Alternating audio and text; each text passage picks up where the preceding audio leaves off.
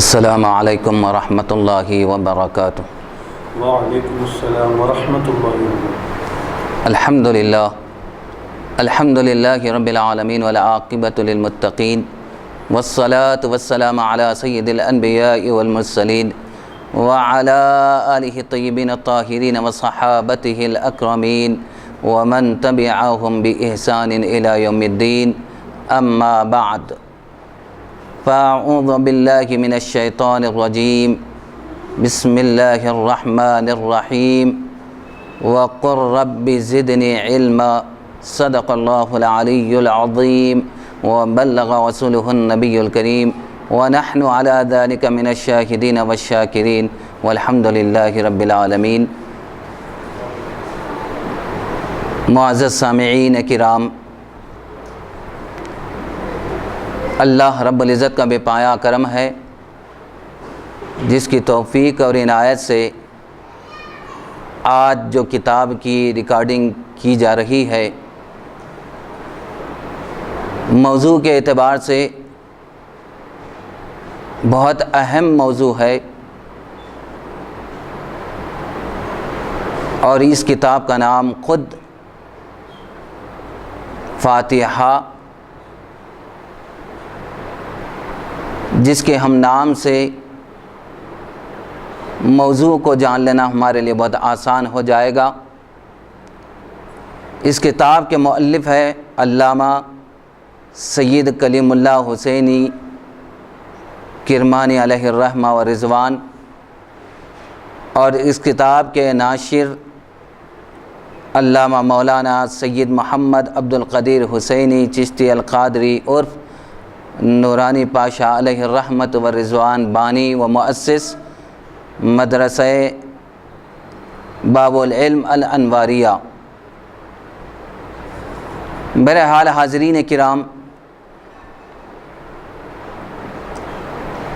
آج فی زمانہ اس مسئلے میں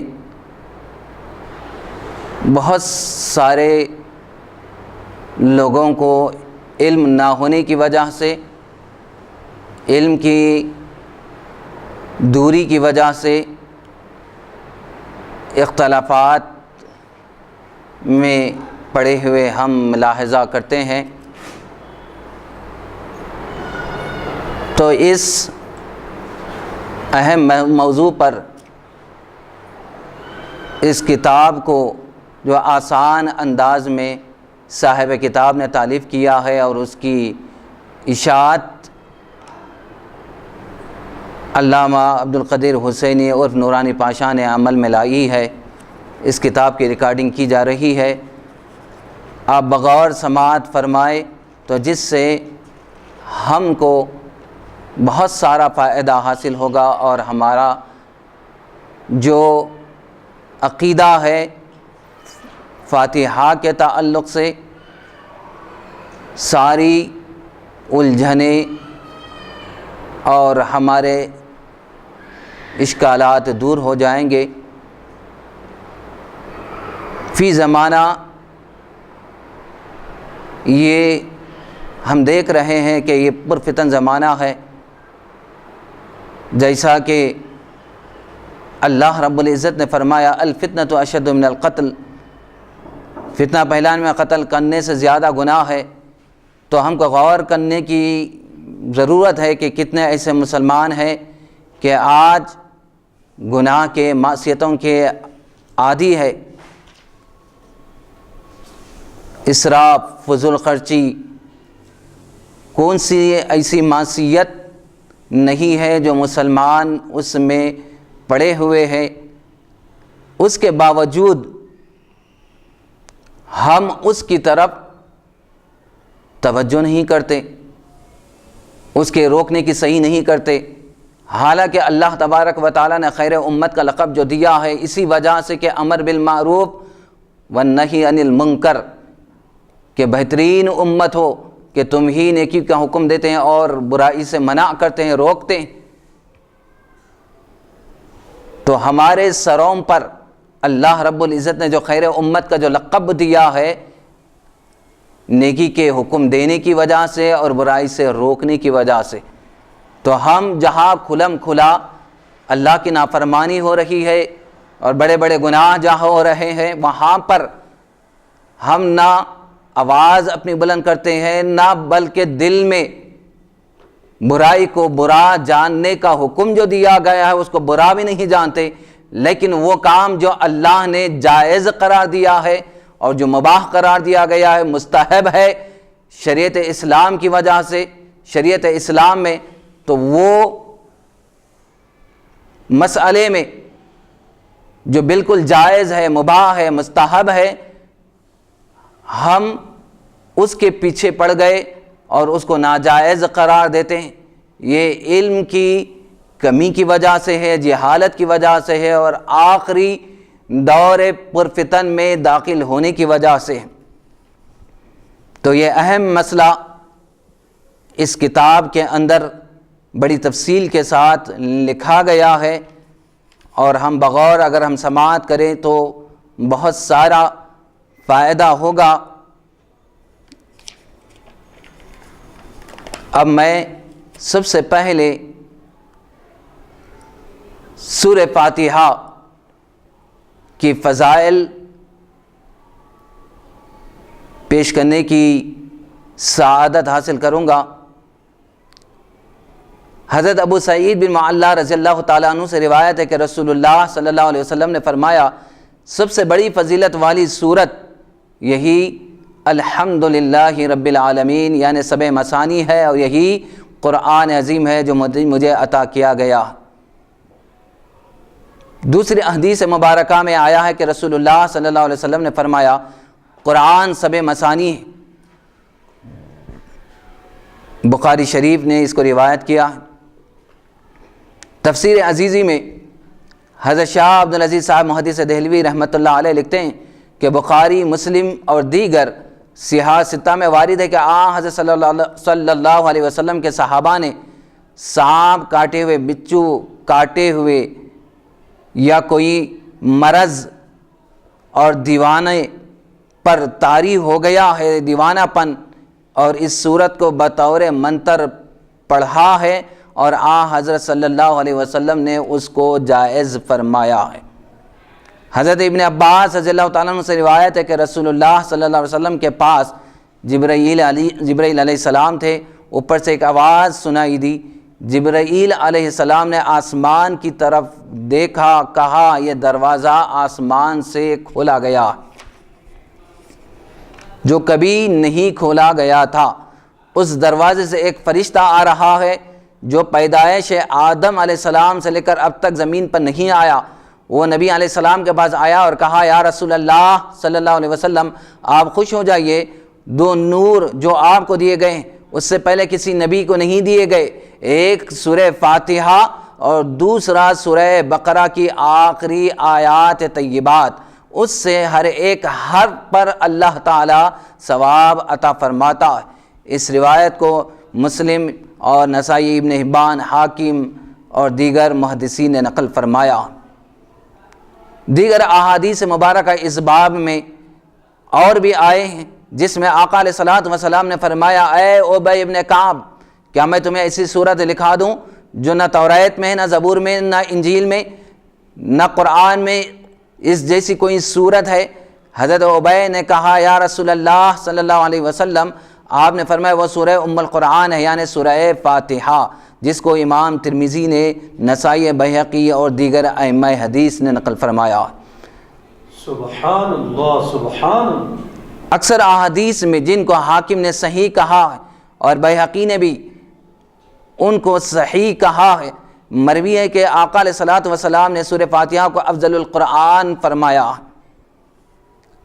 حضرت ابو ہریرہ رضی اللہ تعالیٰ عنہ سے روایت ہے کہ رسول اللہ صلی اللہ علیہ وسلم نے فرمایا، قسم ہے اس ذات کی کہ میرا نفس اس کے ہاتھ میں ہے، اللہ تعالیٰ نے توریت، انجیل، زبور اور قرآن میں بھی ایسی صورت نہیں اتاری، وہ سورہ سبع مثانی یعنی سورہ فاتحہ ہے، اللہ تعالیٰ نے مجھے عطا فرمائی۔ اس حدیث کو امام ترمذی نے حسن اور صحیح کہا ہے، اور حاکم نے مسلم کے شرائط کی بنیاد پر صحیح کہا ہے۔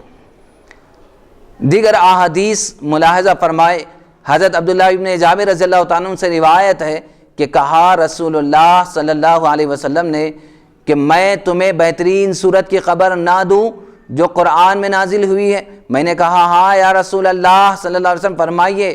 آپ نے فرمایا وہ صورت الحمدللہ رب العالمین یعنی سورہ فاتحہ ہے جو ہر بیماری کی دوا ہے۔ سبحان اللہ۔ حضرت ابو سعید خدری رضی اللہ تعالیٰ سے روایت ہے کہ کہا رسول اللہ صلی اللہ علیہ وسلم نے سورہ فاتحہ زہر کی دوا ہے۔ امام بہقی نے روایت کیا۔ عبد الملک بن عمیر رضی اللہ تعالیٰ سے روایت ہے کہ رسول اللہ صلی اللہ علیہ وسلم نے فرمایا سورہ فاتحہ ہر بیماری کے لیے شفا ہے۔ دارمی بہقی حضرت صلی اللہ علیہ وسلم نے فرمایا 4 چیزیں عرش کے خزانے سے مجھے دی گئی جو کسی سابقہ اور نبی اور رسولوں کو نہیں دی گئی، وہ ہے ام الکتاب سورہ فاتحہ، آیت الکرسی، سورہ بقرہ کی آخری آیتیں اور سورہ کوثر جس کو امام طبرانی نے نقل فرمایا۔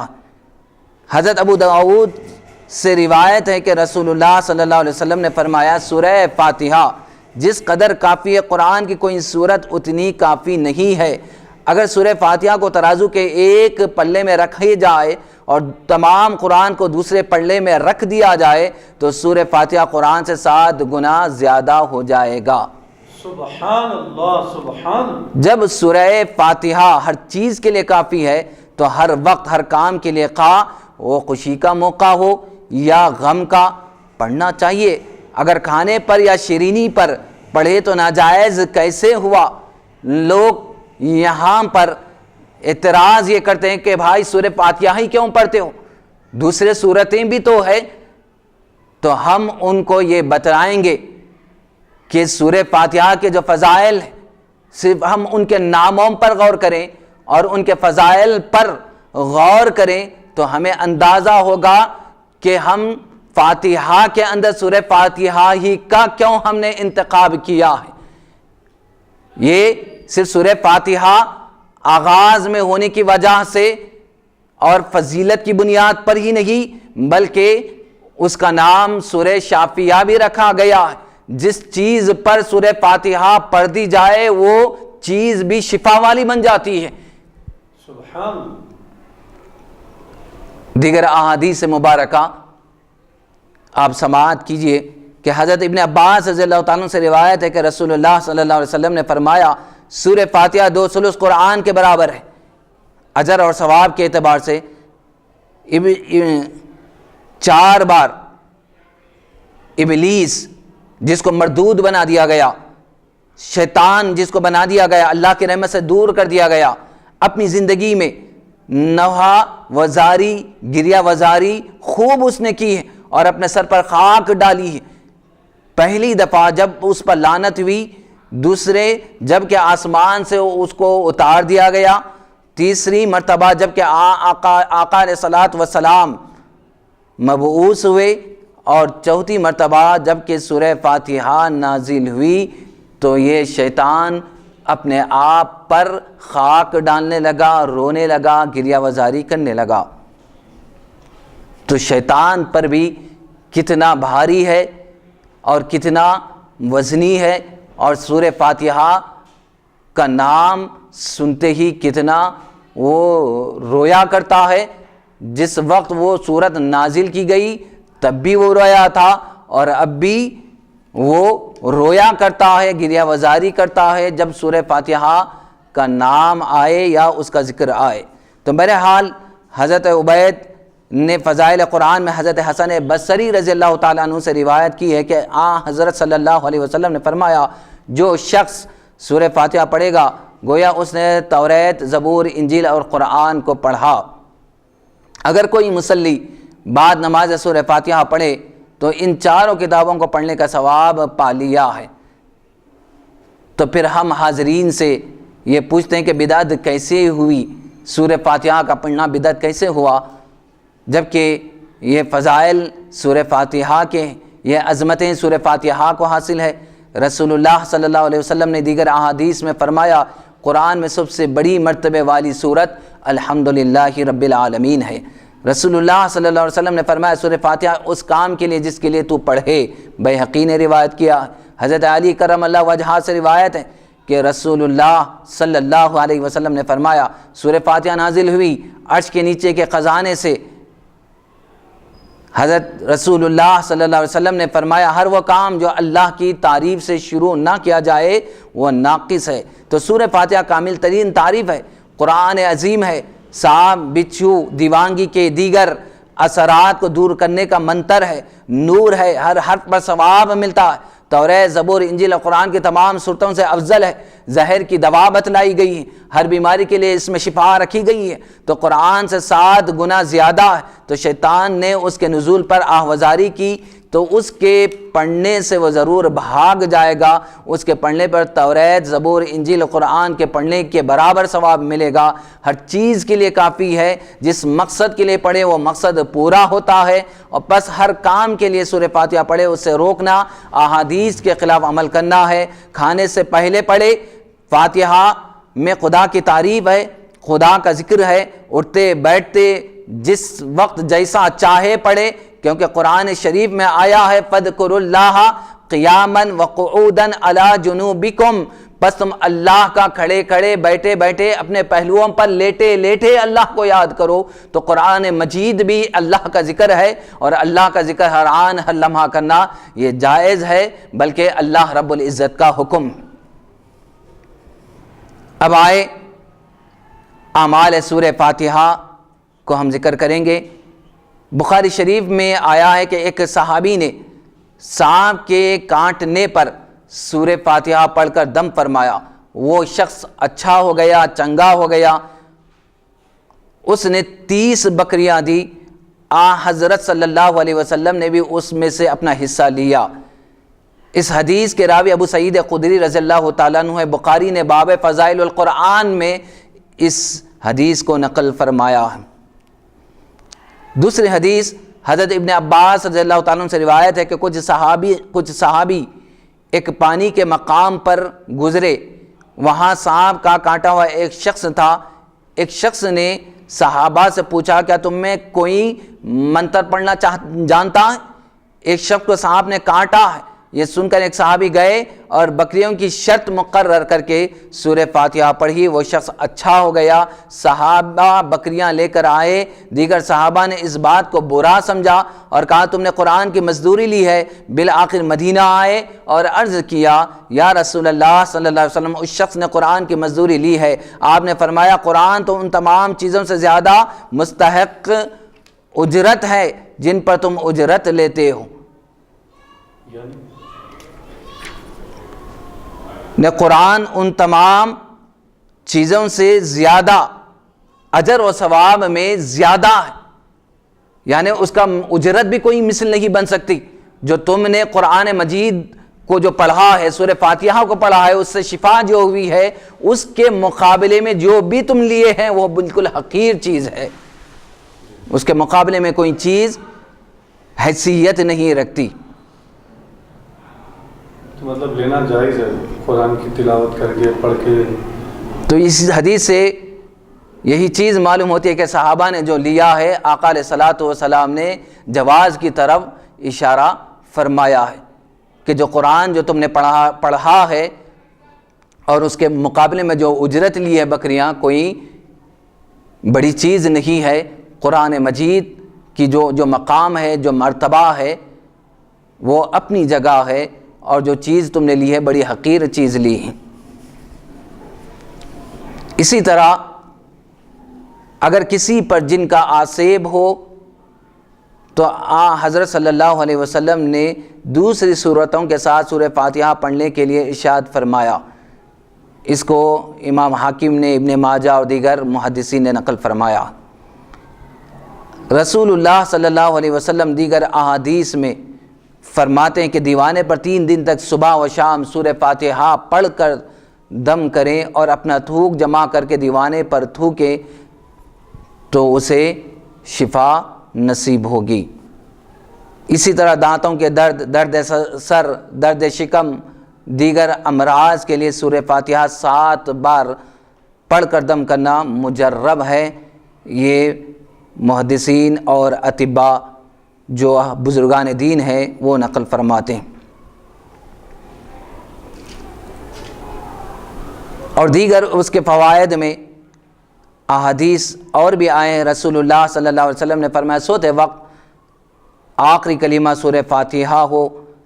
امام ثعلبی نے حضرت شعبی سے روایت کی ہے کہ ایک شخص نے ان کے پاس آیا اور درد گردے کی شکایت کی، کڈنی میں درد کی شکایت کی۔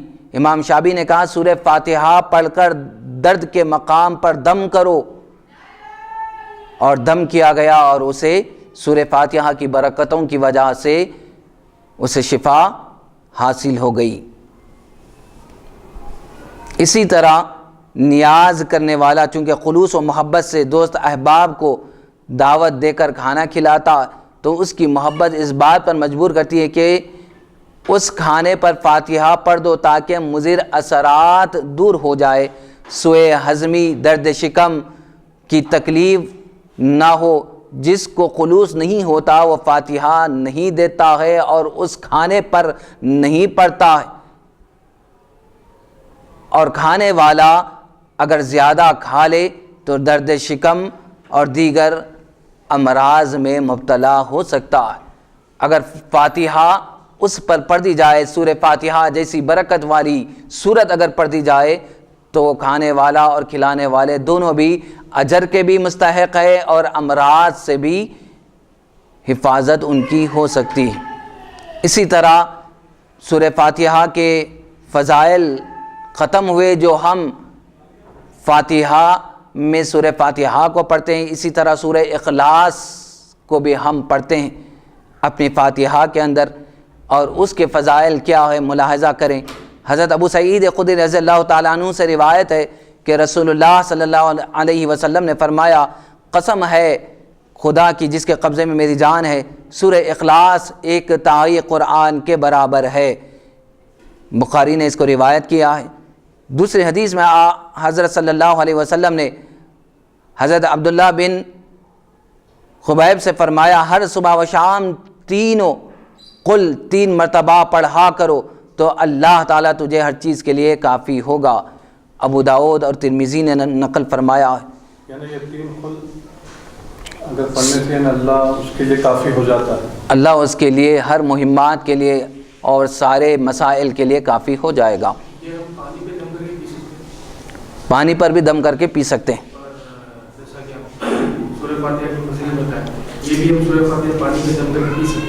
جی بالکل پی سکتے ہیں، پلا بھی سکتے ہیں اور پی بھی سکتے ہیں۔ رسول اللہ صلی اللہ علیہ وسلم کے دیگر احادیث میں سورہ اخلاص کے جو فضائل آئے کہ اگر کسی کو نیند نہ آتی ہو اور بے چینی اور اضطراب کی کیفیت میں رات گزر رہی ہے تو حضور علیہ الصلاۃ والسلام نے فرمایا اس کے لیے بہترین نسخہ آقا علیہ الصلاۃ والسلام نے یہ تجویز کیا کہ نیند آنے تک سورہ اخلاص پڑھا کریں۔ سبحان اللہ سبحان اللہ۔ سورہ اخلاص قل هو اللہ احد لا تعداد ہے، جس کو امام نسائی ابو داؤد نے نقل فرمایا ہے۔ اور ایک حدیث میں آقا علیہ الصلاۃ والسلام نے فرمایا جس نے سورہ اخلاص قل هو اللہ احد پڑھا گویا اس نے تہائی قرآن پڑھا ہے، یعنی ثلث قرآن پڑھنے کے برابر اس کا اجر و ثواب اللہ رب العزت پڑھنے والے کو عطا کرے گا۔ تو کامل موحد اللہ تبارک و تعالی اور اس کے محبوب صلی اللہ علیہ وسلم پر ایمان رکھنے والا اور قرآن مجید کی عظمتوں کا جو قائل ہے وہ کھانا سامنے رکھا ہوا ہو اور اللہ کی تعریف کر رہا ہے، یعنی سورہ فاتحہ بھی پڑھتا ہے اور سورہ اخلاص بھی پڑھ رہا ہے،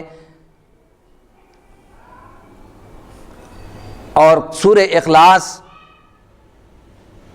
پڑھ کر قرآن مجید، سورہ فاتحہ اور سورہ اخلاص پڑھ کر کھانے پر دم بھی کر رہا ہے، تو یہ اللہ تبارک و تعالیٰ کا کلام پڑھنا اللہ رب العزت کے شکر کرنے کے برابر ہے اور بدعت سے خالی عمل سمجھا جائے گا۔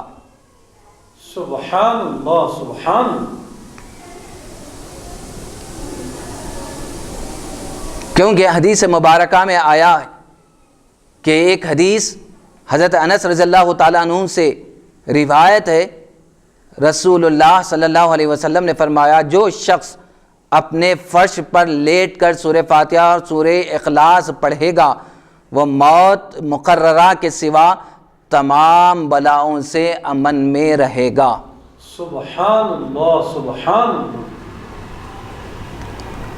جیسا کہ اللہ رب العزت کا ہم ایمان والوں کے لیے حکم ہے وَفْعَلُوا الْخَيْرَ لَعَلَّكُمْ تُفْلِحُونَ، بھلائی کے کام انجام دو تاکہ تمہیں فلاح اور کامیابی ملے۔ تو کھانا کھلانا نیک عمل ہے، قرآن پڑھنا نیک عمل ہے، فاتحہ کی تلاوت کرنا نیکیوں کا تو مجموعہ ہے۔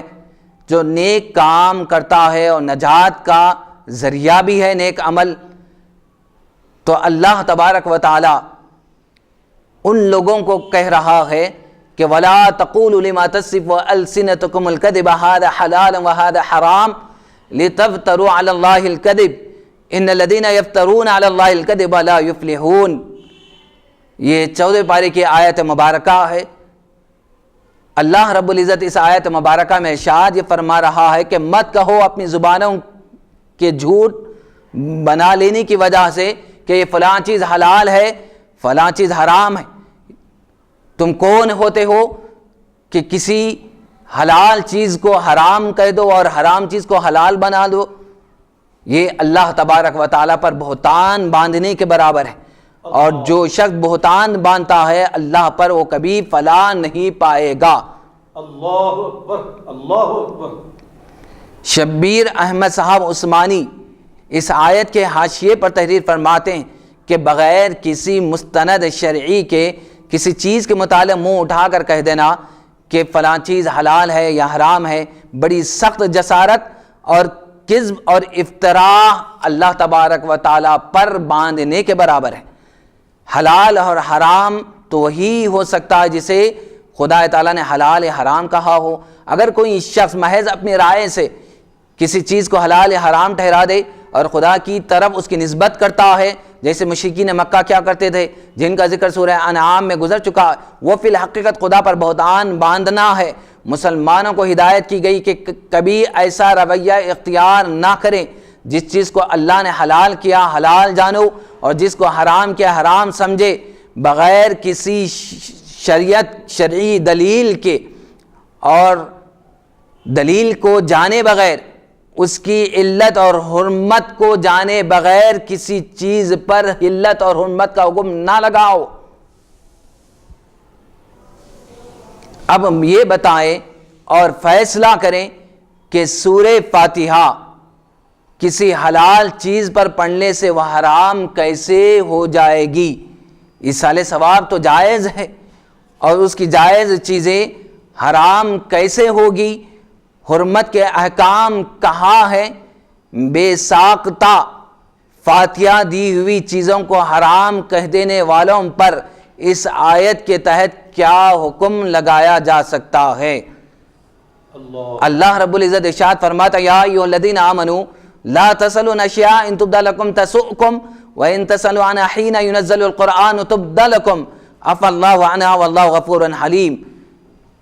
7ویں پارے کی آیت مبارکہ جس میں اللہ رب العزت ارشاد فرما رہا ہے اے ایمان والو مت پوچھو ایسی باتیں کہ اگر تم پر کھولی جائے تو تم کو بری لگے، اور اگر پوچھو گے یہ باتیں ایسے وقت میں کہ قرآن نازل ہو رہا ہے تو تم پر ظاہر کر دی جائے گی۔ اللہ تعالیٰ ان باتوں سے درگزر کر رہا اور اللہ بخشنے والا اور بردبار ہے۔ تو ان آیات طیبات میں اللہ تبارک و تعالیٰ نے تمہارے لئے حلال کی ہے، تم ان کو حرام نہ ٹھہراؤ، اور شارع علیہ السلام نے جن چیزوں کی تصریح نہیں کی ان کے متعلق فضول گفتگو نہ کرو۔ تحلیل و تحریم کے متعلق صاحب شریعت کا بیان جس طرح موجب ہدایت ہے، اس کا سکوت بھی موجب رحمت ہے۔ جس چیز کے متعلق سکوت اختیار کیا گیا ہے، خاموشی اختیار کی گئی ہے، اس کے کرنے یا نہ کرنے پر مسلمان آزاد ہے۔ اللہ تعالیٰ ایسی چیزوں پر گرفت نہ کرے گا۔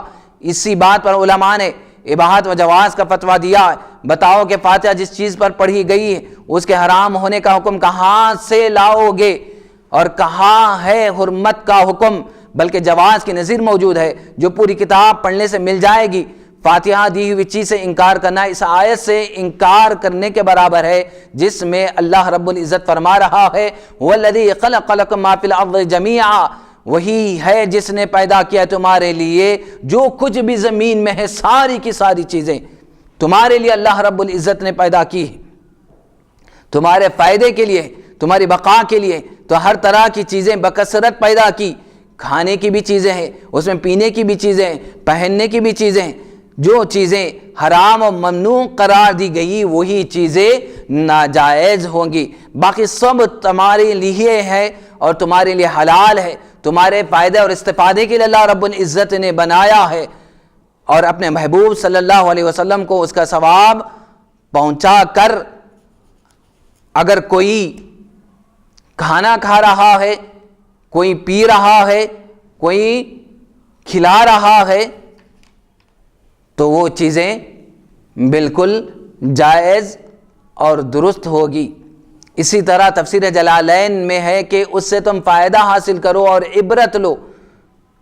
تفسیر سراج منیر میں خطیب شربینی حنفی نے لکھا ہے کہ دنیا تمہارے فائدے کے لیے ہے اور تمہارے ہی لیے ہے۔ وَالَّذِي خَلَقَ لَكُم مَّا فِي الْأَرْضِ جَمِيعًا کے تحت مفسرین کرام کے اقوال نقل کیے گئے ہیں۔ تفسیر روح البیان میں ہے کہ ہر ایک چیز تمہارے لیے پیدا کی گئی ہے۔ تفسیر مظہری میں اسی آیت کے تحت دنیا کے مصالح میں تم ان سے فائدہ حاصل کرو۔ اللہ تعالیٰ نے اچھی اچھی چیزیں ہمارے لیے پیدا کی۔ شکر گزار بندے اللہ تعالیٰ کا نام لے کر سورہ فاتحہ پڑھ کر جس چیز میں اس کی تعریف ہے کھا لیتے ہیں اور شکر ادا کرتے ہیں۔ احسان نہ ماننے والے محض اس پر فاتحہ پڑھنے سے اس کو حرام قرار دیتے ہیں اور کفران نعمت کا باعث بنتے ہیں، اور اللہ تبارک و تعالی کے قرآن مجید پر زیادتی کر بیٹھتے ہیں۔ اسی طرح اللہ تبارک و تعالی کی آیت مبارکہ یہ بھی آئی وَمَا لَكُمْ أَلَّا تَأْكُلُوا مِمَّا ذُكِرَ اسْمُ اللَّهِ عَلَيْهِ وَقَدْ فَصَلَ لَكُمْ مَا حَرَّمَ عَلَيْكُمْ، کیا سبب ہے کہ تم نہیں کھاتے اس جانور میں سے جس پر نام لیا گیا اللہ کا، اور اللہ نے واضح کر دیا جو کچھ کہ اس نے تم پر حرام کر دیا۔ تو اللہ تبارک و تعالی جو حلال چیزیں تھیں اس کی فہرست تو طویل ہے، اللہ تبارک و تعالی جو حرام چیزیں، جو ممنوع چیزیں ہیں اس کی فہرست بڑی مختصر تھی اور اس کو اللہ رب العزت نے گنوا دی ہے۔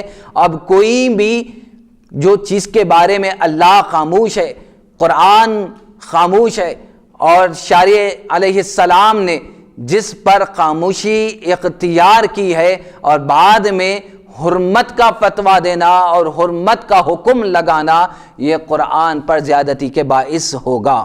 اللہ اکبر، اللہ اکبر۔ تو بہرحال فاتحہ کا کہنا اللہ تعالیٰ نے کہیں حرام نہیں فرمایا ہے، پھر اس کو حرام کہہ کر نہ کھانا گمراہی ہے، اور لوگوں کو اس کے کھانے سے روکنا اللہ تعالیٰ کی مخالفت پر کمر کسنا اور آواز بلند کرنے کے برابر ہے۔ علامہ عبدالغنی نابلسی نے اپنی کتاب میں لکھا ہے کہ احتیاط یہ نہیں ہے کہ کسی چیز کو حرام یا مکروہ کہہ کر خدا پر افترا کر دو، حرمت و کراہت کے لیے دلیل درکار ہے، دلیل مطلوب ہے، حالانکہ اصل احتیاط یہ ہے کہ مباح مان لے۔ نصر کتاب الحجہ ایک کتاب ہے، حضرت عمر رضی اللہ تعالیٰ عنہ کا ارشاد اس میں درج کیا گیا ہے کہ اللہ تعالیٰ نے تمہیں پیدا کیا، وہ تمہاری کمزوری جانتا ہے، تم ہی میں سے ایک رسول بھیجا ہے، تم پر ایک کتاب اتاری ہے، اس میں تمہارے لیے کچھ حدیں مقرر کی اور تمہیں حکم دیا کہ ان سے آگے نہ بڑھو، اور کچھ فرض کر کے تمہیں حکم دیا کہ ان کی پیروی کرو، کچھ چیزیں حرام فرمائی، ان کے ارتکاب سے تمہیں منع کیا، اور کچھ چیزیں چھوڑ دی، وہ بھول کر نہیں چھوڑی، ان میں بحث نہ کرو، تم پر رحمت کے لیے انہیں چھوڑ دیا۔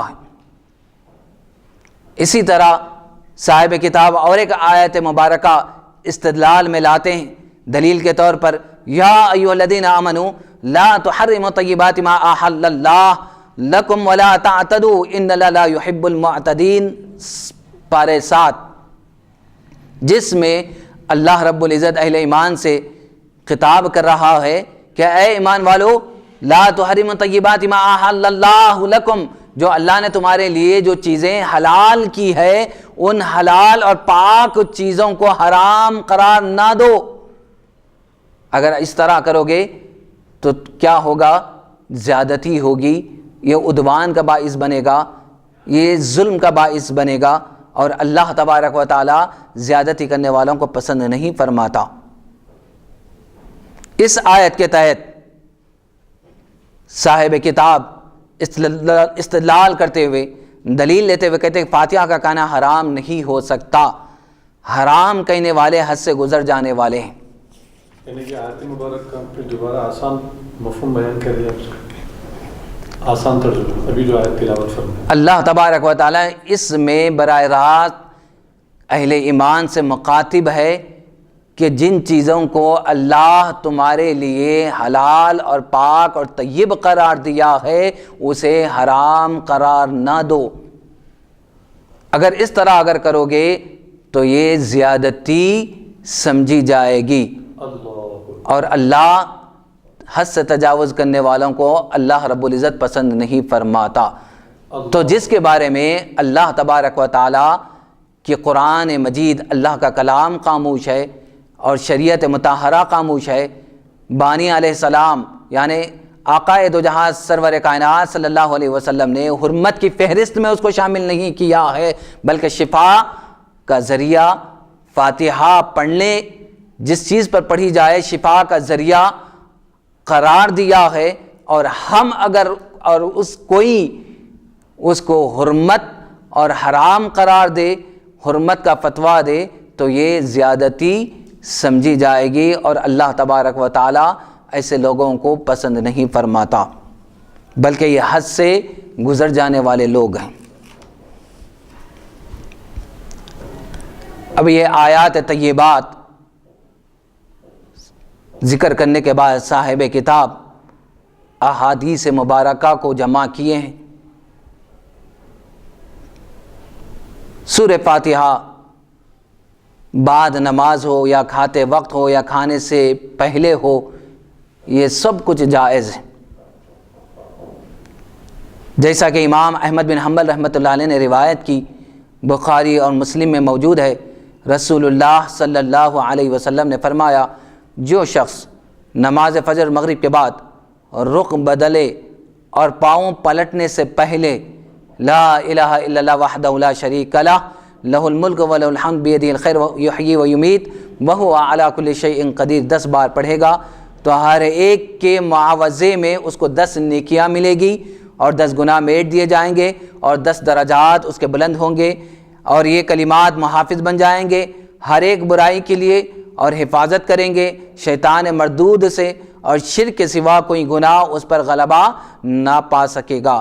بلحاظ عمل وہ سب لوگوں میں افضل ہو جائے گا، مگر وہ شخص اس سے زیادہ افضل ہوگا جو اس سے زیادہ افضل عمل پڑھے گا۔ اس حدیث سے معلوم یہ ہوا کہ اس سے زیادہ افضل عمل بھی ہے اور اس کے پڑھنے کی اجازت بھی ہے۔ وہ افضل عمل کون سا ہے اس کی یہاں صراحت نہیں ہے۔ ہم فاتحہ کو افضل عمل کہتے ہیں کیونکہ سورہ فاتحہ قرآن مجید کی تمام سورتوں سے افضل ہے۔ فاتحہ میں سورہ اخلاص 3 مرتبہ پڑھتے ہیں جس کا ثواب ایک قرآن مجید کے برابر ہے۔ درود شریف پڑھا جاتا جو تمام اوراد میں افضل ترین عمل ہے جو آقا علیہ الصلوۃ والسلام کے پاس پہنچایا جاتا ہے۔ اس حدیث میں تخصیص بھی نہیں کہ وہ عمل سرکار ہی کے زمانے کا ہو۔ حضور علیہ الصلوۃ والسلام نے ان سورتوں اور درود شریف کے پڑھنے کی ترغیب دی ہے کہ کوئی وقت اس کے لیے مقرر بھی نہیں فرمایا، پس ہر وقت پڑھ سکتے ہیں۔ دوسری حدیث صاحب کتاب نے نقل فرماتے ہوئے کہتے ہیں کہ رسول اللہ صلی اللہ علیہ وسلم نے فرمایا، فاتحہ اس کے لیے جس کے لیے پڑھی جائے، الفاتحۃ لما قرأت لہ، یعنی فاتحہ جس مقصد کے لیے پڑھی جائے وہ مقصد بر آئے گا اور وہ مقصود کو پالے گا۔ اگر فاتحہ کے لیے سورہ فاتحہ پڑھی جائے تو یہ پڑھنا، یہ عمل بدعت نہیں بلکہ بدعت سے خالی عمل سمجھا جائے گا۔ اسی طرح تیسری حدیث سے صاحب کتاب استدلال کرتے ہوئے لکھتے ہیں رسول اللہ صلی اللہ علیہ وسلم نے فرمایا من سرۃ حسنہ وساءت سیئہ فہو مؤمن۔ مومن وہ شخص ہے جس کو نیکی اچھی معلوم ہو اور برائی برا معلوم ہو۔ فاتحہ میں یہی چیزیں ہیں، ایصال ثواب یہ نیکی ہے، جائز ہے، کھانا کھلانا یہ رسول اللہ صلی اللہ علیہ وسلم کے نزدیک محبوب اور پسندیدہ عمل ہے اور بہترین عمل ہے۔ کھانے پر قرآن پڑھنا یہ سنت ہے، حضرت صلی اللہ علیہ وسلم سے ثابت ہے۔ پس سب صاف ظاہر ہو چکا ہے، واضح ہو چکا ہے، جو شخص فاتحہ سے خوش ہو وہ مومن ہے، جو نیک عمل سے خوش ہو وہ مومن ہے۔ علامات مومن بتلایا گیا ہے کہ وہ نیک عمل سے خوش ہوتا ہے، برے عمل سے ناراض ہوتا ہے۔ تو قرآن کا پڑھنا نیک عمل ہے، کھانا کھلانا نیک عمل ہے، اور سورہ اخلاص کا پڑھنا نیک عمل ہے۔ جہاں برائی ہو رہی ہے اس کو برا جانے یہ مومن کے علامات ہے۔ اس کے برخلاف اگر ہم جہاں قرآن پڑھا جا رہا ہے، جہاں قرآن پڑھ کر کھانا کھلایا جا رہا ہے، ہم اس کو برا جانے تو یہ مومن کے علامات نہیں ہے بلکہ منافقت ہے، اور منافق کی علامات میں سے بتلایا گیا ہے۔ اللہ اکبر اللہ اکبر۔ دیگر احادیث مبارکہ کو صاحب کتاب اپنی کتاب میں جمع کرتے ہوئے لکھتے ہیں کہ رسول اللہ صلی اللہ علیہ وسلم نے فرمایا کہ تمہارے اعمال تمہارے مردہ عزیزوں پر پیش کیے جاتے ہیں۔ اگر اعمال نیک ہو تو وہ خوش ہوتے ہیں، اگر برے اعمال ہو تو کہتے ہیں کہ ان کو نہ مار، یہاں تک کہ تو انہیں ہدایت فرما۔ فاتحہ کر کے ایصال ثواب کرنا زندوں اور مردوں کی خوشنودی کا باعث ہے، انہیں ثواب بھی ملتا ہے اور ہمیں پڑھنے والوں کو بھی ملتا ہے۔ سبحان۔ اور ایک حدیث یہ بھی آئی ہے، ام سلیم رضی اللہ تعالی عنہ سے روایت ہے کہ حضرت صلی اللہ علیہ وسلم بھوک کی حالت میں تھے، جو کی 2 روٹیاں پکا کر آقا علیہ الصلوۃ والسلام کے پاس میں حاضر ہوئی۔ آقا علیہ الصلوۃ والسلام نے ان دونوں روٹیوں کا ملیدہ بنایا، برتن میں جو گھی لگا ہوا تھا وہ بھی اس میں ملوا دیا، پھر اس پر چند دعائیہ الفاظ پڑھے۔ اس کے بعد 10 آدمیوں کو بلا کر کھانا کھلانا شروع فرمایا۔ 70 یا 80 آدمیوں نے پیٹ بھر کر وہ کھانا تناول فرمایا، پھر خود حضرت ام سلیم رضی اللہ عنہ کے گھر والوں نے کھایا، اور کھانے کے بعد وہ کھانا جیسے کہ ویسا ہی بچا رہا۔ تو اس حدیث مبارکہ سے معلوم ہوا مختصر سا کھانا جس پر عظمت والی فضیلت والی پورے قرآن مجید میں افضل ترین سورت سورہ فاتحہ پڑھ دی جائے تو وہ مختصر کھانا، اس میں اتنی برکتیں اللہ کی جانب سے انڈیل دی جاتی ہے کہ سب کے لیے کافی ہو جاتا۔ سبحان اللہ سبحان۔ پھر اس حدیث مبارکہ میں یہ بھی آیا ہے کہ سرکار علیہ الصلوۃ والسلام نے دعا یا الفاظ پڑھ کر کھانے پر دم کیا۔ اب ہمیں معلوم نہیں ہے کہ وہ الفاظ کیا تھے۔ سورہ فاتحہ پر غور کرے تو معلوم ہوگا سب سے بہتر دعا دافع زہر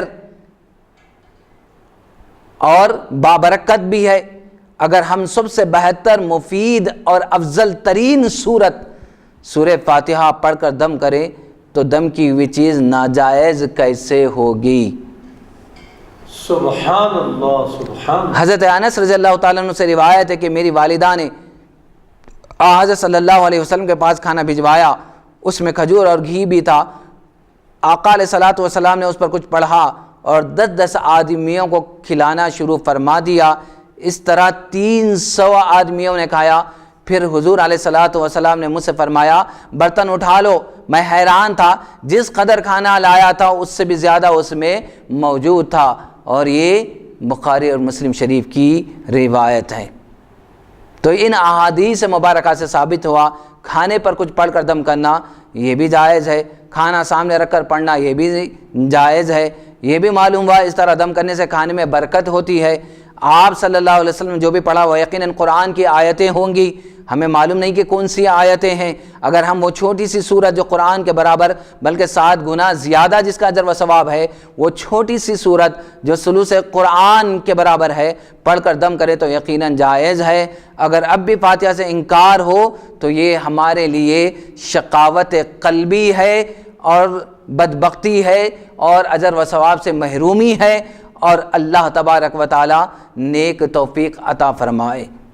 آمین۔ شقاوت قلبی میں دل سخت، دل کی سختی کیا ہے؟ یعنی محرومی، شقاوت قلبی، قساوت قلبی یعنی محرومی کی بات ہے کہ اتنی بابرکت، اتنی برکتیں سورہ فاتحہ کی، اور جس پر دم کر دیا جائے، جس کھانے پر پڑھ دیا جائے اور وہ کھانے کا تناول کرنا، وہ کھانا کھانا کیا ہے، اس سے اپنے آپ کو روک لینا، یہ محرومی ہے، اس کو شقاوت قلبی کہا جاتا۔ تو معترضین جو فاتحہ پر اعتراض کرتے ہیں کہ کھانے کی کیا ضرورت ہے، کپڑا بھی دے سکتے ہیں، چاول بھی دے سکتے ہیں، نقد رقم بھی دے سکتے ہیں، ہمیں اس سے انکار کب ہے اور کب اہل سنت والجماعت روکتے ہیں، کب علماء اہل سنت جماعت نے ان بہترین کاموں سے منع فرمایا ہے۔ لیکن غور کرنے کی بات یہ ہے کہ آقا علیہ الصلوۃ والسلام جو چیز کو سب سے زیادہ پسند فرماتے تھے وہی ہم کو بھی دیکھنا چاہیے اور اس پر نظر ڈالنی چاہیے۔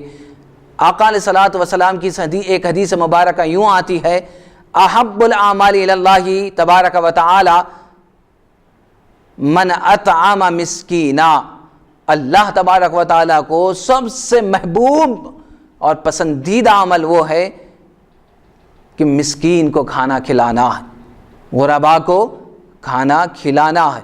تو معلوم ہوا کہ فاتحہ کرنا اور کھانا کھلانا اللہ تبارک و تعالیٰ کے نزدیک پسندیدہ عمل ہے، اور اللہ تبارک و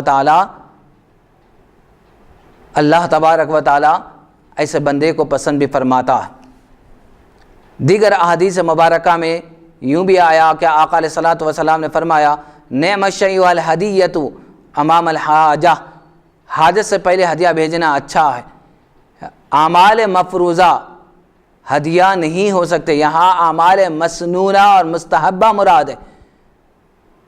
مردے جو ہمارے ایصال ثواب کے طالب ہیں انہیں ہدیہ بھیجنا اچھا ہے، اس کا انہیں ثواب بھی ملے گا، اور ثواب جمع کرنا دنیا سے جانے سے پہلے ہی بہترین اعمال میں سے ہیں۔ دیگر احادیث میں آقا علیہ الصلوۃ والسلام نے فرمایا، من قال فی دیننا برأیہ فاقتلوہ، جو دین کا مسئلہ اپنی طرف سے بتائے اسے ہلاک کر دو، اسے قتل کر دو، اسے مار دو۔ اللہ اور اس کے رسول صلی اللہ علیہ وسلم نے حرام چیزوں کو حرام بتایا ہے اور حلال کو حلال۔ اگر کسی چیز کو جو حلال ہے حرام نہیں کہا ہے تو وہ مباح ہے عند اللہ و عند رسول، اور اس کا کھانا جائز بھی ہے۔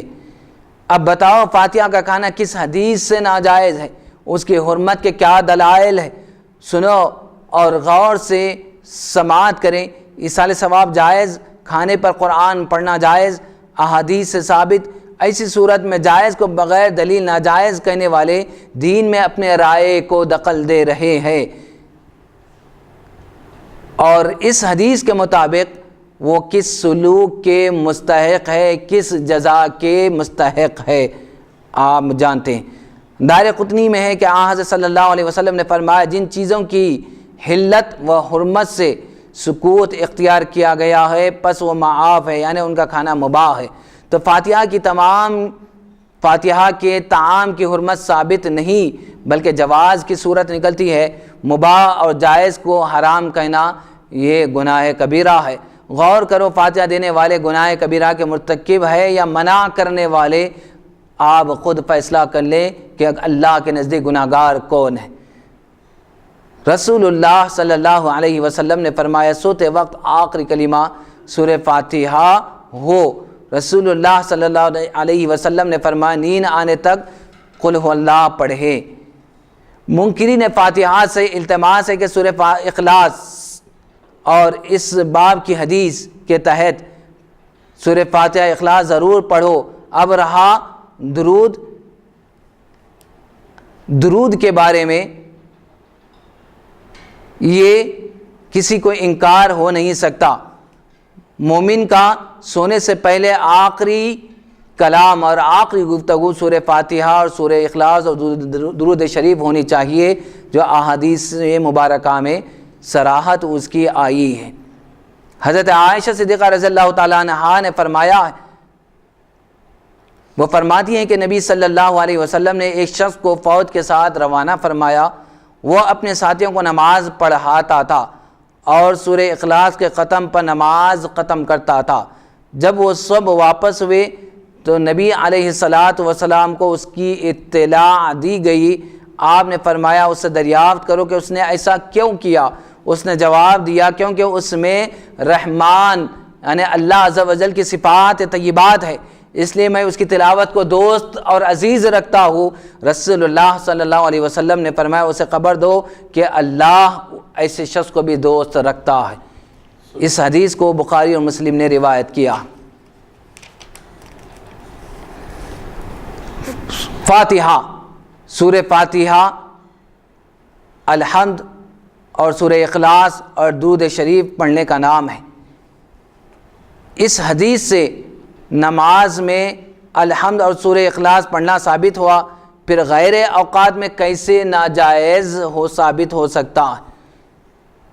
اس حدیث کو امام بخاری اور مسلم نے لایا ہے اپنی اپنی احادیث کتب میں،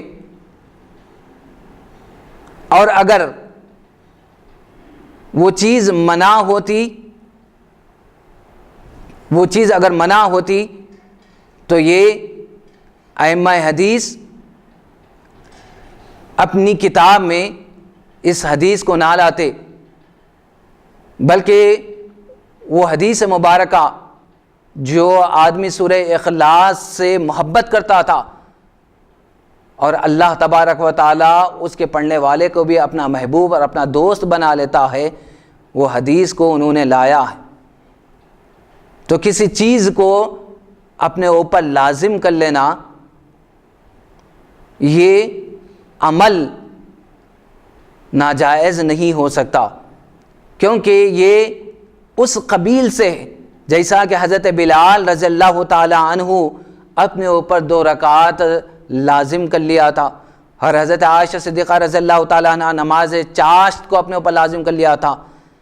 تو اس سے یہ ثابت ہوتا ہے کہ کسی نیک کام کا تلازم اور اپنے اوپر لازم کر لینا غیر مستحسن نہیں ہے بلکہ مستحسن ہے۔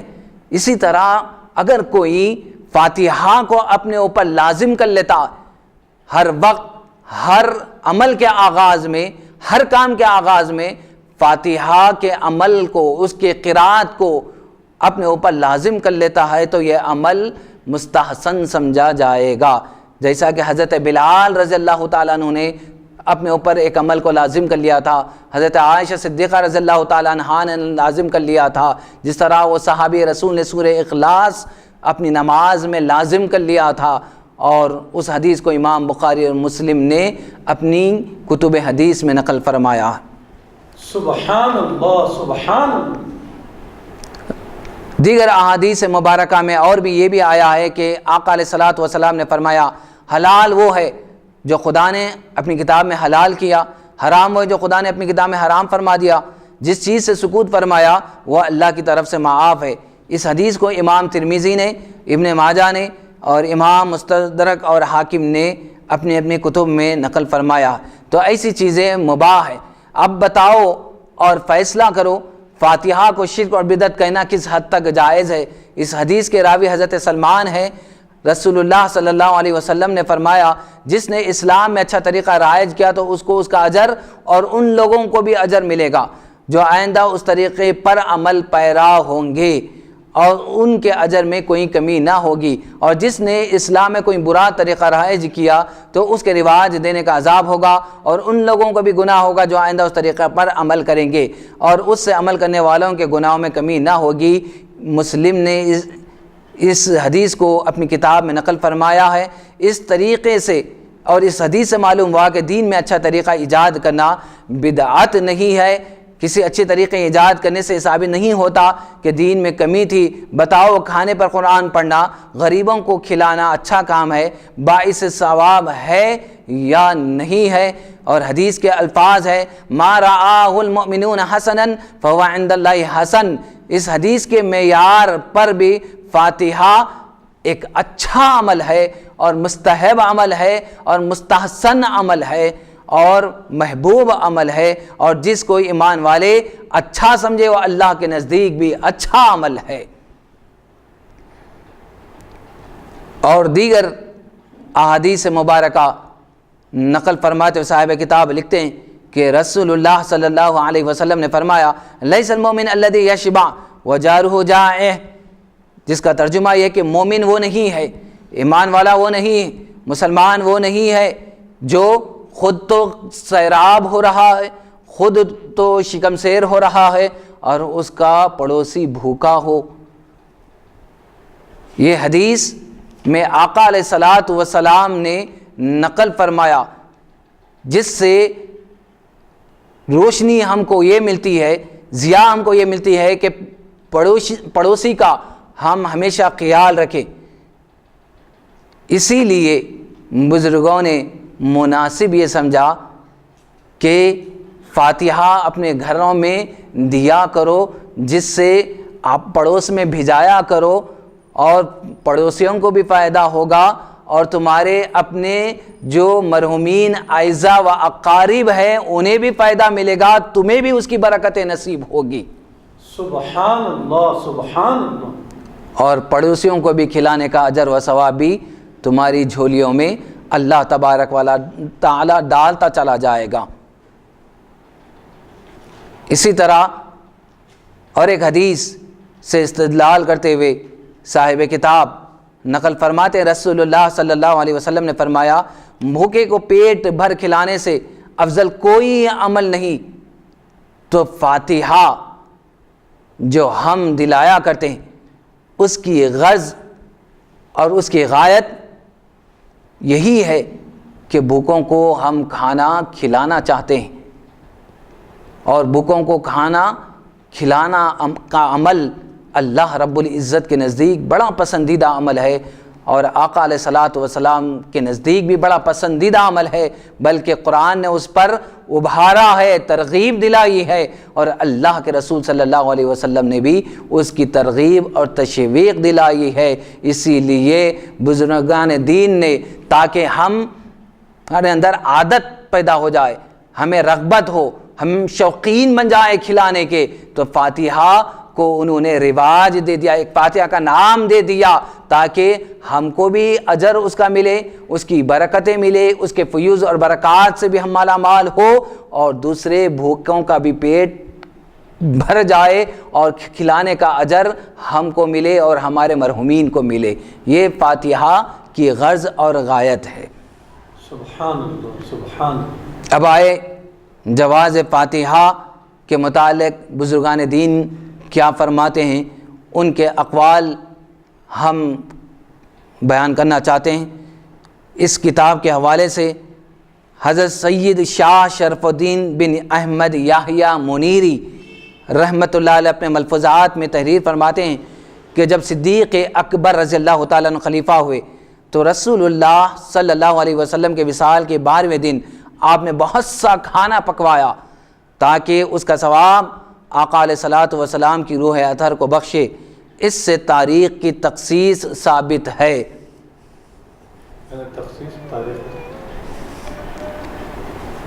اس سے تاریخ کی تخصیص ثابت ہے، یعنی 12ویں دن آقا علیہ الصلاۃ والسلام یعنی 12ویں کی مناسبت سے کیا آقا علیہ الصلوۃ والسلام 12 ربیع الاول کی تاریخ کی مناسبت کی وجہ سے 12ویں تاریخ کو انہوں نے تخصیص کیا، تو دن کو خاص کر کھلانا بھی اس سے ہم کو فائدہ مل رہا ہے کہ 12 کی تاریخ ہی کو انہوں نے کھانا کھلایا تاکہ 12ویں کا فیض بھی مل جائے اور آقا علیہ الصلوۃ والسلام کی رضا اور خوشنودی بھی نصیب ہو جائے۔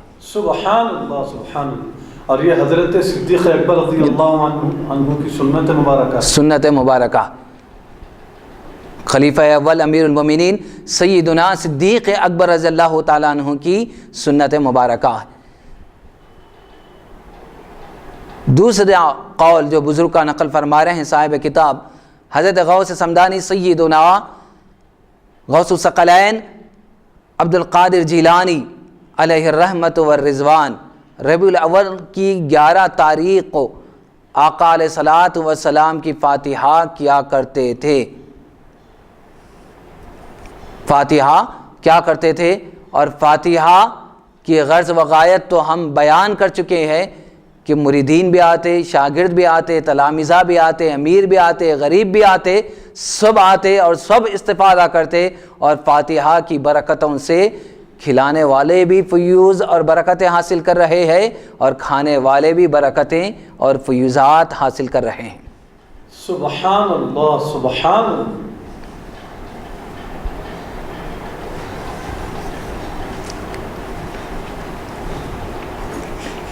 اسی طرح راتب البحر مؤلف الکبیر علامہ محمد بن عبد الباری الاحدل المتوفا سن 1195 ہجری طرابلس کے قاضی نے اس کتاب کو طبع کروایا ہے۔ اصل کتاب اور اس کی تلاوت کی اجازت اس ناچیز کو بزمانہ حج علامہ فاضل اجل علی مقبول احدل نے عطا فرمائی تھی۔ اس کے صفحات 19 پر اور 2 مقامات پر فاتحہ کے متعلق مضامین درج ہے، جس سے ثابت ہوتا ہے کہ 200 سال پہلے بھی اس کا رواج ملک عرب اور دمشق، حلب وغیرہ میں تھا، یہ کوئی جدید چیز نہیں۔ صاحب کتاب لکھتے ہیں الفاتحہ الی روح النبی صلی اللہ علیہ وسلم و ازواجہ و ذریتہ و اصحابہ و اہل بیتہ، والفاتحہ الی روح من کان سبب فی ھذا الراتب الشریف، الفاتحہ الی روح سیدی علی بن عمر الاحدل، وختاما الفاتحہ الی روح النبی صلی اللہ علیہ وسلم و اہل حضرتہ۔ مولانا شاہ عبد العزیز صاحب محدث دہلوی اپنی کتاب فتاوی عزیزیہ کے صفحہ 72 پر فرماتے ہیں فاتحہ، درود اور صدقات بھی اپنے گھر میں یہ عمل بڑا پسندیدہ ہے۔ فاتحہ اور درود پڑھنا فی نفسی درست ہے۔ شہادت کے متعلق احادیث صحیحہ کا ذکر کرتے کلام اللہ کا ختم کرنا اور فاتحہ وغیرہ کے پڑھنے میں کوئی حرج نہیں ہے، فتاوی عزیزیہ میں مرقوم ہے۔ تو بہرحال فاتحہ کا پڑھنا اور اس کا ثواب ارواح طیبہ کو پہنچانا فی نفسی جائز اور درست ہے۔ ماکولات اور مشروبات کا ثواب ارواح کو پہنچانے کے لیے فاتحہ اور اخلاص اور دیگر قل کا پڑھنا اور درود کا پڑھنا یہ بھی جائز ہے، جیسا کہ مؤلف شاہ عبد العزیز علیہ الرحمہ محدث دہلوی رحمۃ اللہ علیہ نے لکھا ہے، اپنے ملفوظات میں نقل فرمایا۔ تو بہرحال ثواب اموات کو بمذاہب اہل سنت پہنچتا ہے، اور پڑھنا فاتحہ، اخلاص وغیرہ اور اس کا ثواب بخشنا مردوں کو موجب رفعت اور درجات کی بلندی کا باعث ہے۔ لیکن جو طریقہ مروجہ فاتحہ کا ہے کہ شیرینی وغیرہ سامنے رکھ کر کھڑے ہو کر فاتحہ دیتے ہیں، اس کی اصل شرع میں نہیں ہے۔ اس کے بعد ایک سوال صاحب کتاب نقل فرما کر جواب رقم کرتے ہیں کہ حضرت امام علیہ السلام کی فاتحہ خوانی جو عشر محرم میں ہوتی ہے، اس کے لیے کیا حکم ہے؟ نیز ان کا ذکر شہادت پڑھنا کیسا؟ تو جواب میں لکھتے ہیں ایصال ثواب یا ذکر شہادت کے لیے عشر محرم کی تخصیص لغو اور بدعت ہے، بلا تعین کسی وقت کرے تو جائز اور ثواب عظیم ہے۔ الحمدللہ سائل نے فاتحہ خوانی لکھا تھا، مجیب جواب دینے والے نے جواب میں جائز اور اجر عظیم تحریر کیا ہے۔ اب رہا تاریخ کا تعین، اس کتاب کے باب میں تاریخ تعین کے باب میں ملاحظہ کر سکتے ہیں۔ مولانا شاہ ولی اللہ صاحب تحریر فرماتے ہیں اسی جگہ سے کہ مشائخ کے عرصوں کی حفاظت، ان قبروں کی ہمیشہ زیارت کرنا، فاتحہ خوانی کو لازم کر لینا اور ان کے لیے صدقہ دینا، یہ سب مستحبات اور جائز اور مستحسن اعمال میں سے ہیں۔ محمد اسماعیل صاحب جو علماء دیوبند میں سے ہیں اور وہاں کے اساتذہ میں سے، وہ تحریر فرماتے ہیں اگر وہ شخص جس کی روح کو ثواب پہنچانا ہے حقدار ہے تو اس کے حقوق کے مطابق فاتحہ عرس نظر و نیاز کرنا بہتر ہے۔ یہ حوالہ صراط مستقیم کا ہے جو مؤلف محمد اسماعیل شہید اس کے مؤلف ہیں۔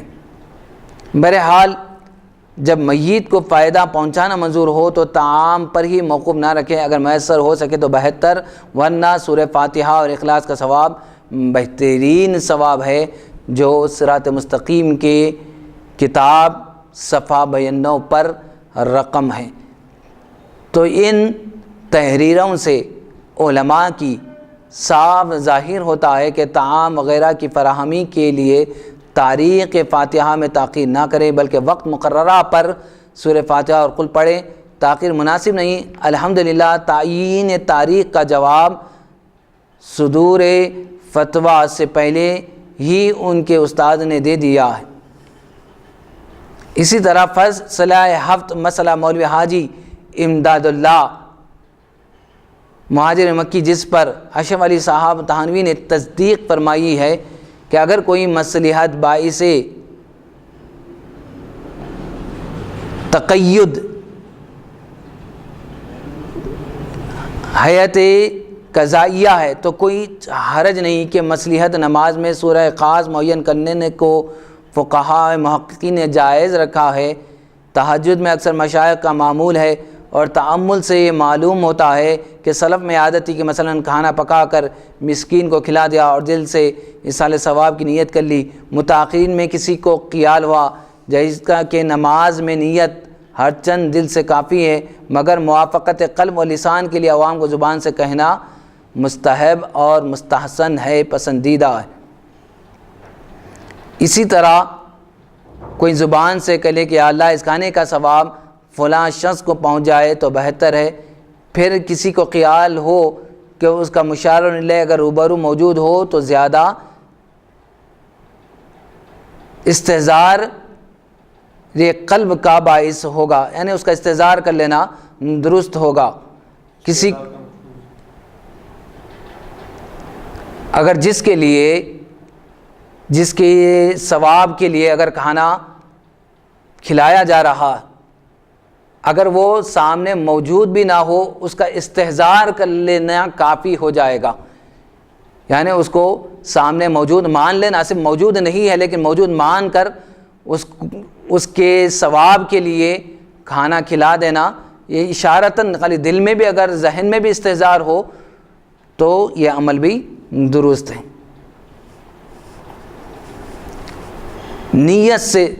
نیت دل سے بھی ہوتی ہے لیکن زبان سے اس کا ادا کرنا بھی ضروری ہے۔ حقیقت میں ایصال ثواب کی نیت ہے زبانی ایصال ثواب کے شمول کے ساتھ۔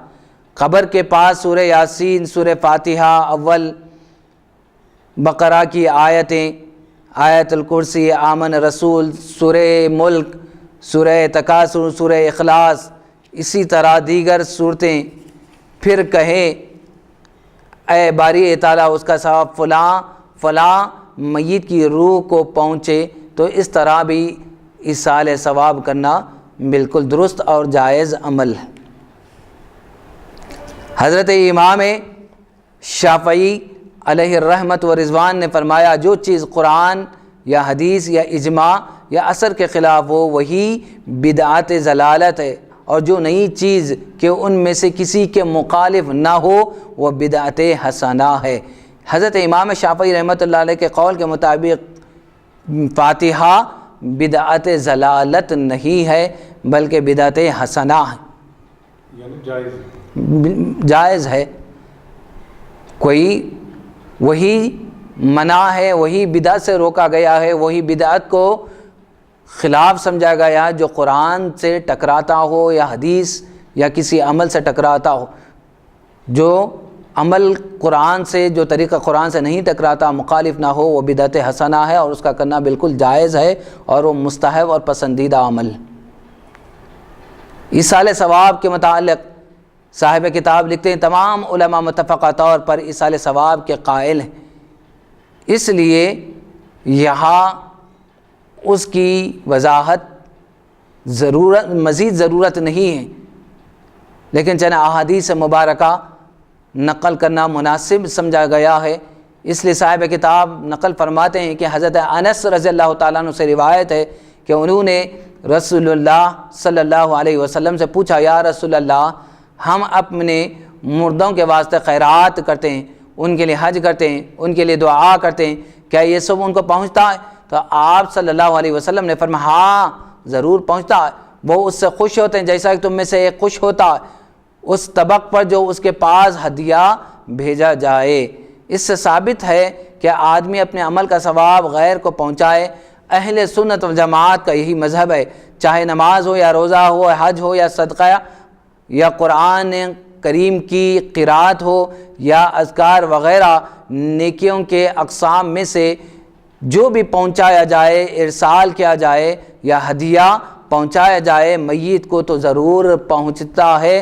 اللہ تبارک و تعالی پڑھنے والے کو بھی اور بھیجنے والے کو بھی اور جس کو بھیجا جا رہا ہے دونوں کے اجر و ثواب میں کوئی کمی نہیں کرتا، سبحان اللہ سبحان اللہ، بلکہ دونوں کو بھی اس سے اللہ تبارک و تعالی نفع اور فائدے سے مالا مال کرتا ہے۔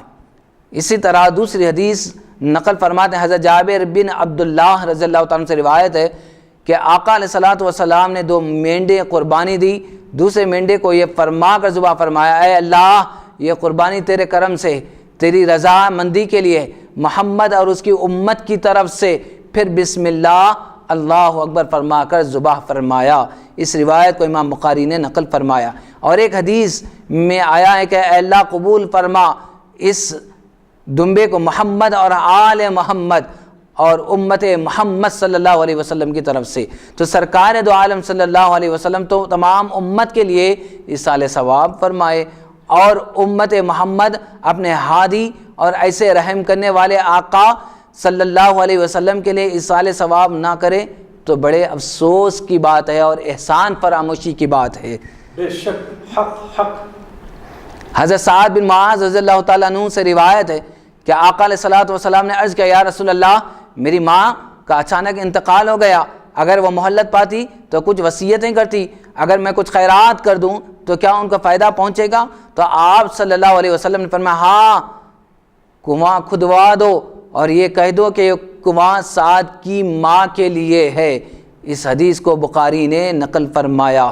تو اس حدیث سے پتہ یہ چلا اس کنویں کا جو پانی خرچ ہوتا رہے گا اس کا ثواب ام سعد کو ملتا رہے گا، اور کنویں کا نام خود ام سعد یعنی سعد کی ماں کا کنواں ہے۔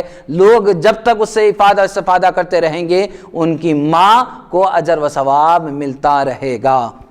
سبحان اللہ۔ تو اس سے پتہ یہ چلا کہ ایصال ثواب بالکل جانے کے بعد بھی مردوں کو اور میتوں کو اموات کو برابر ملتا رہے گا۔ مولانا اس میں ایک سوال ہے کہ اس میں حضرت نورانی پاشا علیہ رحمہ جو ہے یہ فرماتے ہیں کہ یہ جو سعد رضی اللہ عنہ کو حضور صلی اللہ علیہ وسلم نے اپنی والدہ یعنی آپ کی ماں کے ثواب کے لیے ایصال کے لیے کنواں کھدانے کا حکم دیا گیا، تو اس زمانے میں وہاں پر جو ہے پانی کی سخت قلت تھی، اسی لیے حضور اکرم صلی اللہ علیہ وسلم نے کنواں کھدوانے کا حکم دیا ہے۔ تو اکثر لوگ یہ کرتے ہیں کہ بھئی پانی پلانا ہی زیادہ ثواب ہے، لہٰذا جو ہے بورنگ جگہ جگہ جو ہے بورنگاں کھدواتے ہیں، جبکہ وہاں پر بورنگ یا پانی کی ضرورت نہیں ہے، لیکن پانی پلانا سب سے زیادہ ثواب ہے۔ اسی لیے جو ہے وہ لوگ، جبکہ ضرورت نہیں ہے لیکن پھر بھی جو ہے بورنگ اور جو ہے پانی کا جو ہے وہ انتظام وغیرہ کرتے ہیں۔ لیکن حضور صلی اللہ یعنی اس حدیث مبارک کا جو بیک گراؤنڈ ہے، جو پس منظر ہے، جو تاریخ کی کتابوں میں اور صحابہ یہ جو فرماتے ہیں کہ اس وقت جو حالات تھے وہاں پر پانی کی سخت قلت تھی اور ریگستانی علاقہ تھا، تو اسی لیے حضور صلی اللہ علیہ وسلم نے پانی کی جو ہے ترغیب دلائی اور جو ہے ان کی ماں کو جو ہے ثواب پہنچانے کے لیے مشورہ دیا، اور یہ طریقہ بجا ہے۔ جی بالکل بجا۔ پانی ہی نہیں بلکہ جس چیز کے، جیسا کہ فقہ کا ایک قاعدہ بھی ہے، خیرن کچھ قاعدہ ہے کہ نیکی سے بہتر نیکی کرو، اس کا مطلب یہ ہے کہ جس چیز کی ضرورت ہو، الدال علی الخیر کفاعلہ، جی الدال علی الخیر کفاعلہ، کہ خیر کا بہترین کام کا بتانے والا، راستہ بتانے والا بھی کرنے والے کی طرح ہے۔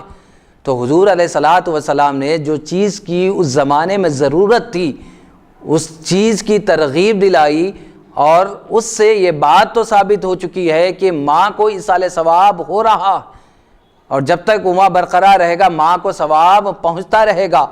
تو اسی طرح اب فی زمانہ اب پانی کی یہاں پر تو قلت نہیں ہے، لیکن جو پسندیدہ جو عمل ہے کھانا کھلانا، اور کھانا نہ کھلانے پر جو اللہ رب العزت نے وعید فرمائی ہے، ہم اس وعید سے بچ سکتے ہیں کہ اللہ رب العزت نے قرآن مجید میں یہ فرمایا کہ جب حساب و کتاب کے بعد جنتی لوگ جنت میں چلے جائیں گے اور جہنمی لوگ جہنم میں جائیں گے، اور اللہ تبارک و تعالیٰ پوچھے گا ما سلککم فی سقر، کیا چیز ہے تم کو جہنم میں لے کر آئی؟ تو وہ کہیں گے، جہنمی لوگ جہنم میں جانے کے بعد کہیں گے قالوا لم نک من المصلین، ہم نمازی نہ تھے، ولم نک نطعم المسکین، اور ہم مسکینوں کو کھانا نہ کھلایا کرتے تھے۔ اللہ اکبر۔ اس وجہ سے ہم کو یہ دن دیکھنا پڑا، اس وجہ سے ہم کو یہ دن دیکھنا پڑا۔ تو ہم کو یہاں پر کھانا کھلانا کتنا بڑا اجر و ثواب کا باعث ہے، خواہ امیر ہو غریب ہو، جس کو بھی ہم کھانا کھلائیں گے فاتحہ کے نام سے، فاتحہ کے نام سے اللہ تبارک و تعالی ہر دانے دانے پر اللہ تبارک و تعالی کھلانے والے کو اور کھانے والے دونوں کو بھی اللہ تبارک و تعالی بے انتہا اجر و ثواب سے مالا مال کرے گا۔ تو حاضرین کرام، عقبہ بن عامر رضی اللہ تعالیٰ عنہ سے اور بھی روایتیں آئی ہے کہ رسول اللہ صلی اللہ علیہ وسلم نے ایصال ثواب کے متعلق اور اس کے باب میں دیگر احادیث مبارکہ فرمایا ہے کہ صدقہ اہل قبور کے عذاب کو ٹھنڈا کر دیتا ہے، جس کو امام طبرانی نے نقل فرمایا۔ حضرت عائشہ صدیقہ رضی اللہ تعالیٰ عنہا نے فرمایا اپنے بھائی عبد الرحمن کی طرف سے ان کے انتقال کے بعد ایک غلام کو آزاد فرمایا، یہ بھی ایصال ثواب کی دلیل ہے۔ حضرت ابو جعفر رضی اللہ تعالیٰ عنہ سے روایت ہے کہ حضرت امام حسن اور امام حسین علیہم السلام آقا علیہ الصلوۃ والسلام کی طرف سے غلام آزاد کرتے تھے، یہ بھی دلیل ہے۔ حضرت انس رضی اللہ تعالیٰ عنہ سے روایت ہے کہ رسول اللہ صلی اللہ علیہ وسلم نے فرمایا کوئی شخص مر جائے اور اس کے اہل ایصال ثواب کریں تو حضرت جبرائیل علیہ السلام اسے طبق میں لے جاتے ہیں اور اس میت کو ہدیہ دیتے ہیں، قبر کے کنارے کھڑے ہو کر فرماتے ہیں اے قبر والو، یہ ہدیہ تیرے گھر والوں نے بھیجا ہے، اس کو قبول کر۔ پھر اس کے پاس داخل ہوتے ہیں، پس وہ اس ہدیے سے خوش ہوتا ہے اور فرحت پاتا ہے۔ اس کے پڑوسی جن کو کوئی ہدیہ نہیں بھیجا جاتا غمگین ہو جاتے ہیں۔ تو یہ حدیث مبارکہ سے پتہ یہ چلا جو دنیا والے اپنے اپنے مرحومین کے لیے ایصال ثواب ہدیے کے طور پر اپنے مرحومین کے لیے بھیجتے ہیں، تو مرحومین اپنے گھر والوں سے اپنے خاندان والوں سے خوش ہوتے ہیں اور فرحت حاصل کرتے ہیں اور راحتیں محسوس کرتے ہیں، اور جن کو نہیں بھیجا جاتا وہ پریشانی میں رہتے ہیں اور غمگین ہو جاتے ہیں، کاش ہم ایسے لوگوں کو چھوڑ آتے جو فاتحہ کے قائل ہوتے، وہ بھی کھانا کھلاتے ہمارے نام پہ اور ہمارے لیے ایصال ثواب کرنے والوں میں سے ہوتے۔ اس طرح وہ افسوس کا اظہار کریں گے اور امیدیں اور آرزوئیں کریں گے کہ کاش ایسے ہمارے لوگ بھی ہوتے۔ رسول اللہ صلی اللہ علیہ وسلم نے دیگر احادیث مبارکہ میں ایصال ثواب کے متعلق فرمایا، اللہ تعالیٰ جنت میں نیک بندے کے درجات بلند فرمائے گا اور وہ کہے گا پروردگار یہ میرے لیے کہاں سے آیا؟ فرمائے گا تیری اولاد نے تیرے لیے دعا کی، جس کو امام بخاری نے ادب المفرد میں نقل فرمایا۔ اسی طرح ایصال ثواب کے باب میں احادیث مبارکہ آئی ہے، جس کو امام ابو ہریرہ رضی اللہ تعالیٰ عنہ نے حضرت ابو ہریرہ رضی اللہ تعالیٰ عنہ نے روایت کیا ہے کہ رسول اللہ صلی اللہ علیہ وسلم نے فرمایا قیامت کے دن آدمی کے پیچھے پہاڑوں کے برابر نیکیاں ہوں گی، وہ عرض کرے گا یہ کہاں سے آ گئی؟ جواب ملے گا تیری اولاد نے تیری مغفرت کی دعا کی تھی۔ مرنے کے بعد جو اولاد جو دعا کرے گی، ان کے لیے ایصال ثواب کرے گی، کھانا کھلائے گی اور دیگر صدقات اور دیگر حسنات جو بھی ایصال ثواب کے لیے کریں گے، پہاڑوں برابر آدمی کو معلوم نہیں ہوگا ارے میں تو اتنی نیکیاں نہیں کیا، میرے پیچھے پہاڑوں برابر نیکیاں قیامت کے دن آ رہی ہے، اور وہ یہ دیکھ کر پہاڑوں نیکیاں اجر و ثواب دیکھ کر کہے گا اے باری تعالیٰ یہ نیکیاں کہاں سے آ گئی؟ تو اللہ رب العزت کہے گا کہ یہ تیری اولاد نے جو تیری مغفرت کی دعا کی ہے، یہ ان کا اجر و ثواب ہے۔ سبحان اللہ سبحان اللہ۔ دیگر احادیث میں حضرت انس رضی اللہ تعالیٰ عنہ سے روایت ہے کہ رسول اللہ صلی اللہ علیہ وسلم نے فرمایا میری امت مرحومہ ہے، اپنی اپنی قبروں میں اپنے گناہوں کے ساتھ داخل ہوگی اور قبروں سے ایسے نکلے گی کہ اس کے گناہ ہی نہ ہوں گے، اس کے گناہ معاف ہو جائیں گے، اور مومنوں کے لیے مومنوں کی لیے دعائے مغفرت کرنے کی وجہ سے جو ان کے اہل و عیال کریں گے ایسے قبروں سے نکلیں گے کہ کوئی گناہ ہی نامہ اعمال میں نہیں ہوں گے۔ تو یہ ایصال ثواب کا کرنا اور دعائے استغفار کرنا اولاد کا، ایسے پاک اور صاف ہو جائیں گے مرحومین گویا کہ نامہ اعمال میں کوئی معصیت کا داغ اور دبا ہی نہیں ہے۔ سبحان اللہ سبحان۔